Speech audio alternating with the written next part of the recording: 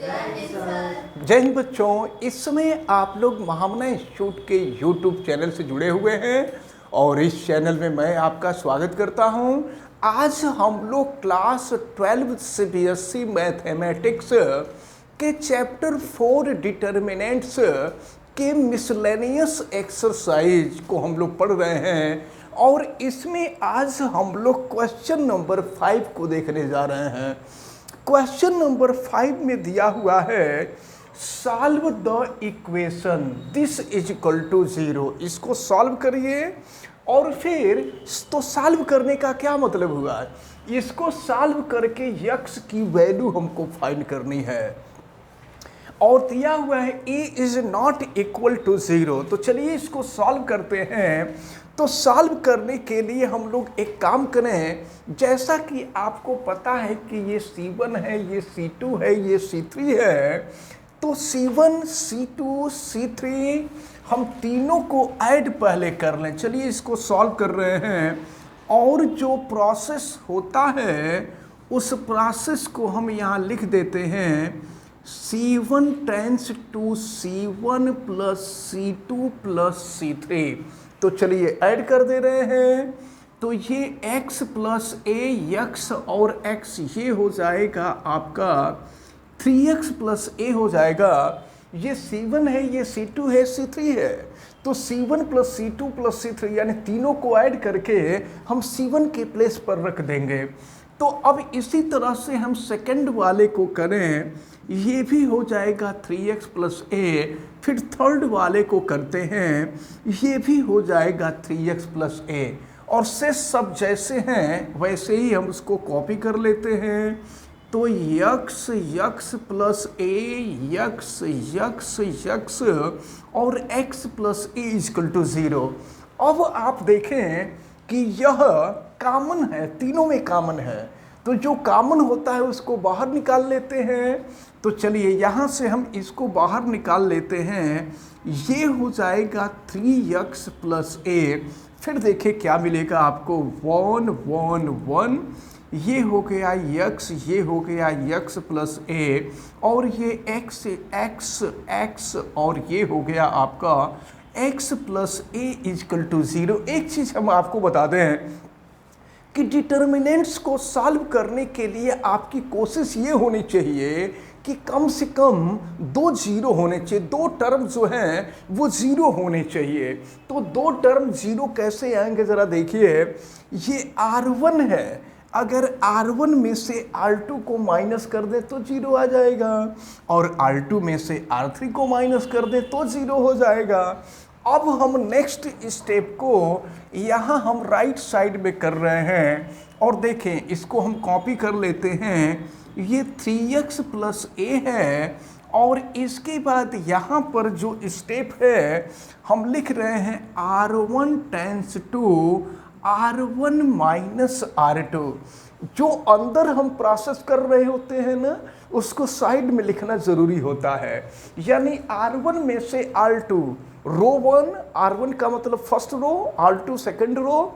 तो first row में से सेकंड रो को माइनस करेंगे और माइनस करने के बाद जो आएगा उसको हम फर्स्ट रो R1 के जगह पे लिख देंगे। इसी तरह से हम R2 tense to R2 minus R3 कर देंगे। तो चलिए करते हैं। अब ये देखिए 1 माइनस 1 0 हो जाएगा और फिर यहाँ देखें यक्स माइनस ए, तो यक्स से यक्स कैंसिल हो जाएगा और ये हो जाएगा आपका माइनस ए और फिर यहाँ भी यक्स माइनस एक्स कर देंगे तो ये 0 हो जाएगा। तो R1 में से R2 हमने माइनस किया और माइनस करने के बाद उसको R1 के प्लेस पर रख दिए। और फिर अब हम R2 टेंस टू, ये R1 है, ये R2 है, ये R3 है। अब हम R1 tense to R2 minus R3 करेंगे। देखिए 1 माइनस 1 करेंगे 0 हो जाएगा और फिर यक्स प्लस ए माइनस यक्स करेंगे तो यक्स से यक्स कैंसिल हो जाएगा, ए आएगा। और फिर यहाँ देखें x माइनस एक्स माइनस ए, तो x से x कैंसिल हो जाएगा, यहाँ माइनस ए हो जाएगा। और फिर यहाँ देखें ये हो गया 1, ये हो गया x और ये हो गया x प्लस ए और इज इक्वल टू 0 है। देखिए अब हम आगे सॉल्व करते हैं, तो ये 3x प्लस ए है और यहाँ देखिए अब फर्स्ट रो में से हम ए कॉमन ले लेंगे, इसको बाहर निकाल लेंगे, तो फर्स्ट रो में से ए कॉमन निकल गया, सेकेंड रो में से भी ए बाहर निकल गया, तो ए स्क्वायर हो जाएगा। और फिर देखें क्या मिल रहा है, तो ये हो गया आपका 0 माइनस 1 0 और ये हो गया 0 1 और माइनस 1, ये हो गया 1 x और ये हो जाएगा x plus a is equal to 0। अब देखिए अब हम लोग इसको सॉल्व करें, तो ये हो गया आपका 3x प्लस ए इंटू ए स्क्वायर। और अब हम इसको सॉल्व करेंगे, तो देखिए सॉल्व करेंगे तो 0 वाले टर्म को लेंगे तो ये 0 हो जाएगा। अब इसके बाद मिडिल पार्ट को लेंगे तो ये -1 हो जाएगा, फिर -1 वाले कॉलम और रो को छोड़ देंगे, फिर देखिए क्या बच रहा है 0 -1 और 1x प्लस ए। तो यहाँ पर रिवर्स मल्टीप्लिकेशन करते हैं, तो सबसे पहले 1 का -1 में मल्टीप्लाई होगा -1 और फिर ये माइनस हो जाएगा 0। अब इसके बाद लास्ट में हम 0 वाले को लेंगे तो ये भी 0 हो जाएगा और ये इज इक्वल टू 0 हो गया। अब देखिए क्या है, ये 3x प्लस ए इंटू ए स्क्वायर और यहाँ देखिए कि क्या बच रहा है, ये तो 0 हो गया और माइनस का हम -1 में मल्टीप्लाई करेंगे तो 1 हो जाएगा, यानी ये 1 बचेगा, ये इक्वल टू 0 हो जाएगा। तो अब जो है अब ए स्क्वायर को हम चाहें तो स्क्वायर इसको हम अपोजिट साइड में लेके चले जाएंगे, ये हो जाएगा 3x प्लस ए और 3x प्लस ए स्क्वायर को हम अपोजिट साइड में ले गए तो 0 हो गया। अब यहाँ से 3x plus a equal to 0 है, तो 3x की वैल्यू निकालेंगे -a हो जाएगा और यहाँ से x की वैल्यू निकालेंगे तो ये हो जाएगा -a/3। आपसे इस इक्वेशन को सॉल्व करने के लिए कहा जा रहा था, तो इक्वेशन को सॉल्व करने का मतलब आपसे x की वैल्यू फाइंड करने के लिए कहा जा रहा था और हम x की वैल्यू फाइंड कर लिए, x इक्वल टू -a/3 आया। अब हम देखते हैं क्वेश्चन नंबर 6 को। क्वेश्चन नंबर 6 में ये प्रूफ करना है, इसको प्रूफ करके लाना है 4a² b² c²। तो चलिए हम लोग इसको सॉल्व करते हैं और चलिए LHS सॉल्व किया जाए। तो हम एक काम करते हैं, ये a² और यहाँ a² प्लस ab है, तो इसमें से अगर हम a कॉमन ले लें तो a प्लस b हो जाएगा और ये है ab और फिर ये हो जाएगा bc b² और यहाँ से अगर हम b कॉमन ले लें तो ये हो जाएगा आपका b प्लस c और देखिए इसमें से हम c कॉमन ले लेते हैं, ये हो गया c और a प्लस c हो जाएगा और फिर ये हो जाएगा आपका ac और ये हो जाएगा c²। चलिए इसको सॉल्व करते हैं। अब देखें ये C1 है, ये C2 है, ये C3 है। C1 में a देखिए, C1 में a सब में है, a हम कॉमन ले लेते हैं। C2 में b सब में है, b कॉमन ले लेते हैं। C3 में c सब में है, c बाहर निकाल लेते हैं। तो चलिए यहाँ से C1 में से हमने a कॉमन लिया, C2 में से हमने b कॉमन लिया और C3 में से हमने c कॉमन लिया। तो अब देखिए क्या मिल रहा है, ये हो गया a और ये हो गया a प्लस b और ये हो गया आपका b। अब फिर यहाँ से हम b कॉमन लेते हैं, C2 में से b कॉमन ले रहे हैं, तो देखिए b कॉमन ले लिए तो c हो गया, ये हो गया b, और फिर ये हो जाएगा आपका b प्लस c।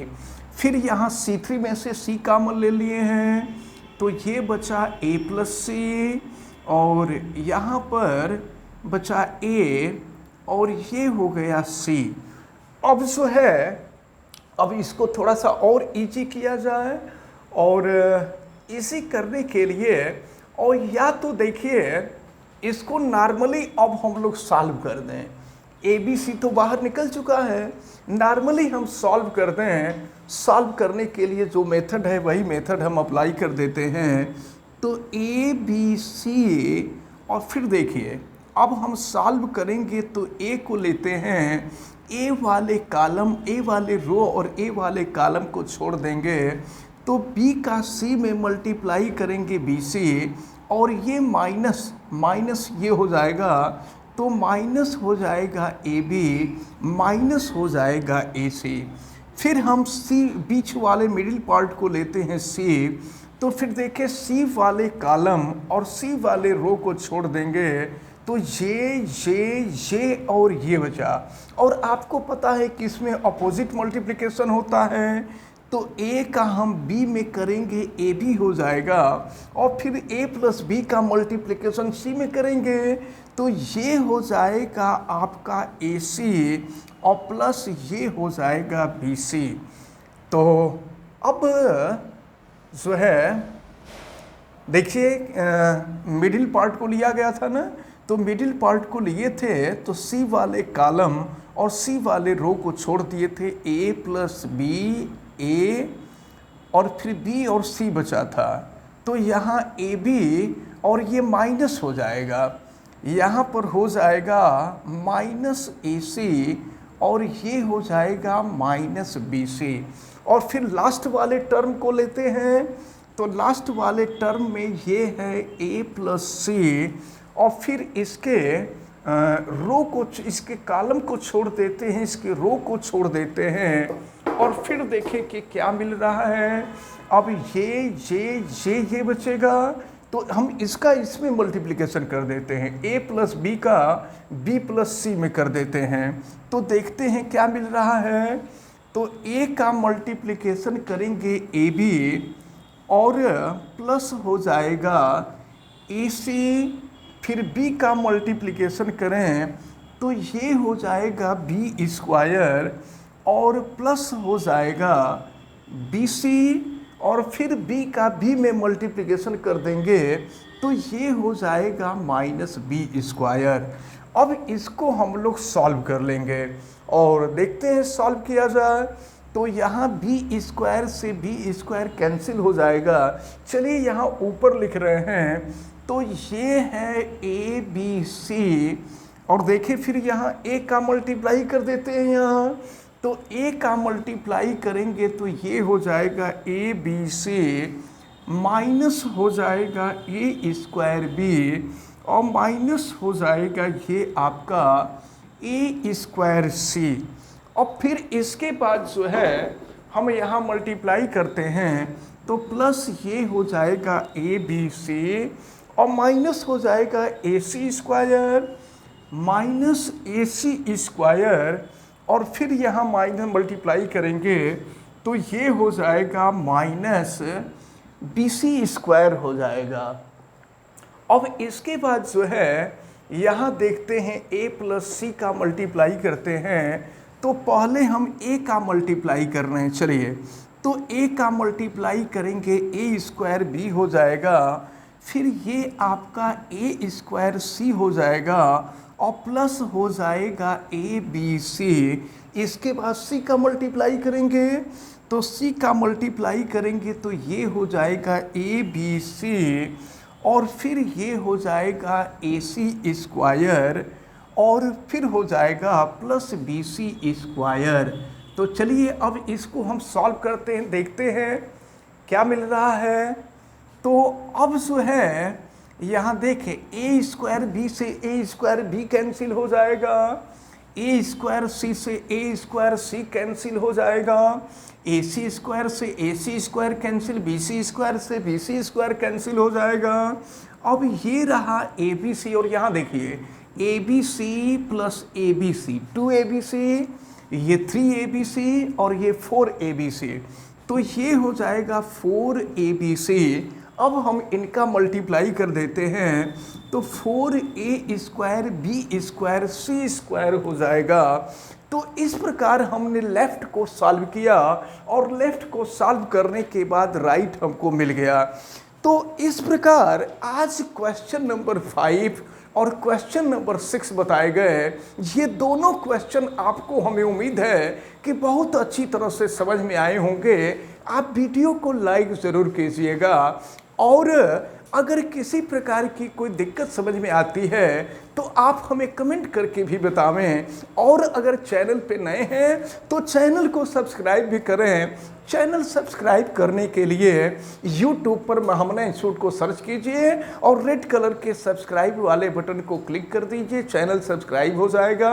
अगर किसी प्रकार की कोई दिक्कत समझ में आती है तो आप हमें कमेंट करके ज़रूर बतावें, और बेल आइकन को भी प्रेस करें तथा उसको ऑल पे कर दें, ताकि प्रतिदिन पढ़ने वाले वीडियो की सूचना आपको मिलती रहे।